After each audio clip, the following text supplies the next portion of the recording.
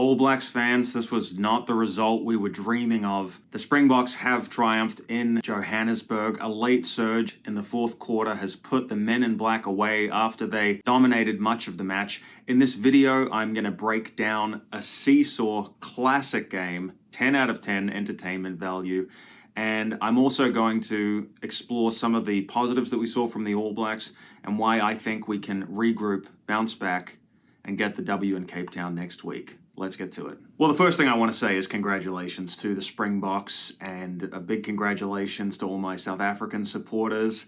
You know, a game of rugby is 80 minutes. Unfortunately, it's not 62 minutes. And I think you guys deserved the win by the end. And it was by the narrowest of margins. And I think this was a case of the Springboks simply having superior depth.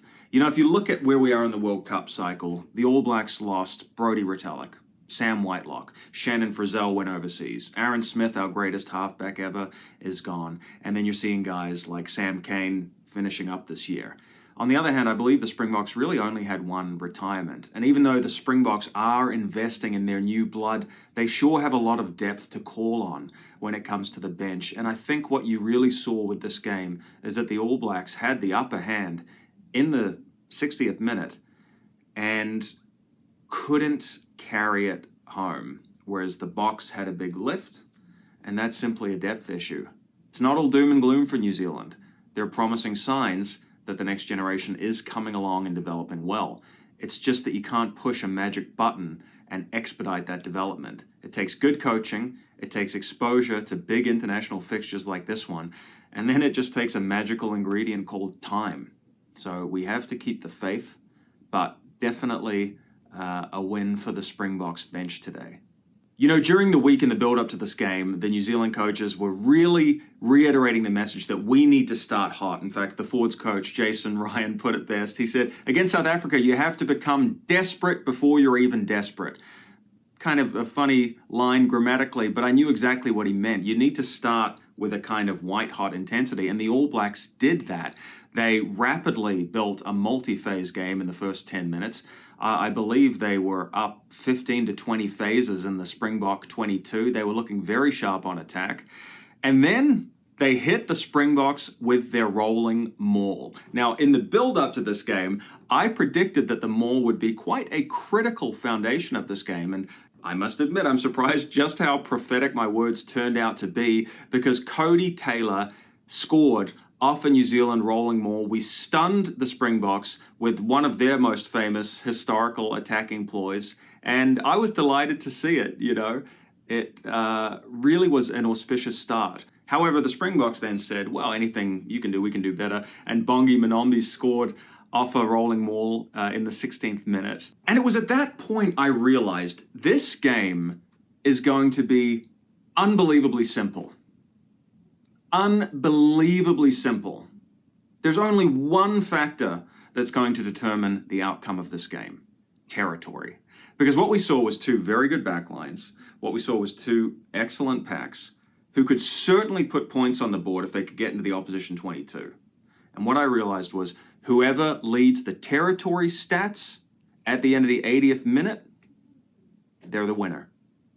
And all you have to do is look at my little blackboard here, and you can see that by the end of the game, even though New Zealand was very much in control in the first half, South Africa had 58% territory, New Zealand had 42%. And really, it kind of was that black and white. If you played down the right end of the field in this game, you had the strike players to get points on the board. In the end, South Africa had 4 more. But let's not get ahead of ourselves, and I don't want to kill my South African brothers with kindness either, because there were some glaring deficiencies in the Springboks during this game. 2 in particular.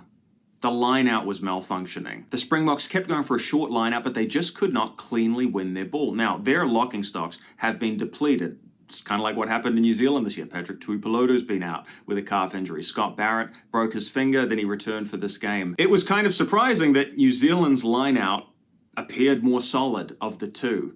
And when you combine the inability to win clean ball consistently with some handling errors that you saw from South Africa, the All Blacks were able to capitalize repeatedly. And as I wrote here on the board, the All Blacks feasted on South African mistakes. The Springboks definitely look like a team who are adding a new dimension to their game with the width that coach Tony Brown has brought to their attack. But it's not quite perfect yet. It didn't look as fluent as the All Blacks attack. When the All Blacks backline clicked, it was a well-oiled machine revving up to 100 miles an hour like that. The Springboks did present some very troubling pictures for the All Blacks defense. I've never seen so many dummy runners in a South African backline. There were people coming from all different angles.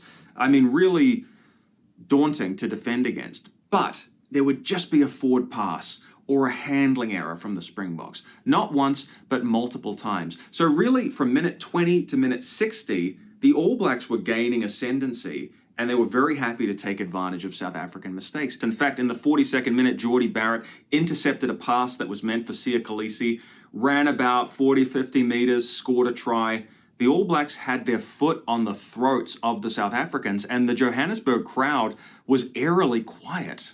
And if you're an All Blacks fan, there was a lot to get excited about. Damian McKenzie was really accurate with his kicking game. He controlled the game plan well. Caleb Clark gave us exactly what we were looking for, an impactful power game. You know, he's in the mold of a Julian Savea type. And he also showed real proficiency under the high ball, repeatedly collecting All Blacks attacking kicks. You just felt like it was a more balanced set of wings with the All Blacks. The power guy who's got the high ball on a string, and then the more classic New Zealand attacking winger fullback at 14 in the form of Mr. Will Jordan. So with the All Blacks backline really clicking like it hasn't all year, the tries flowing, you started thinking, man, maybe the South Africans need to go back to their more direct traditional game plan because playing wide was kind of breaking down for them.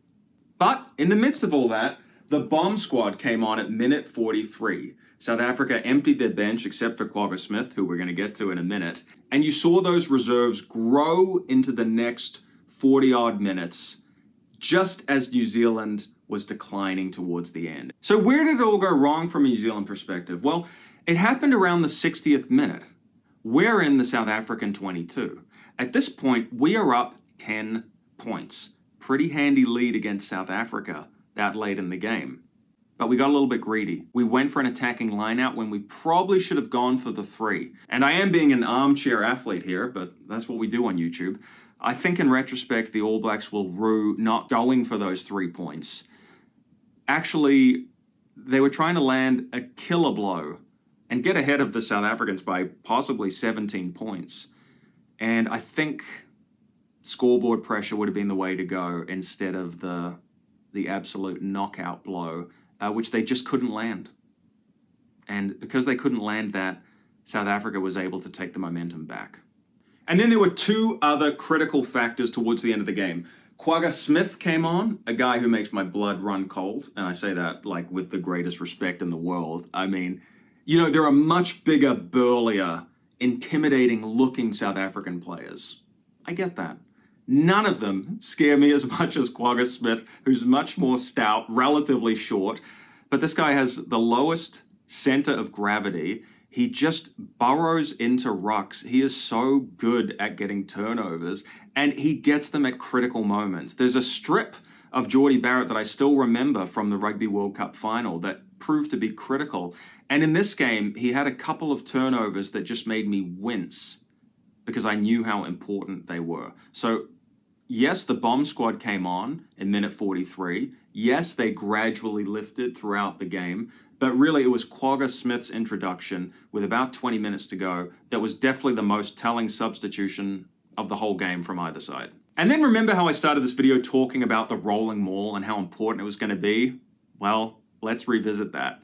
Because the All Blacks unfortunately made an illegal entry into a South African rolling maul in their own 22. Ofa Tuangafasi got a yellow card, off he went.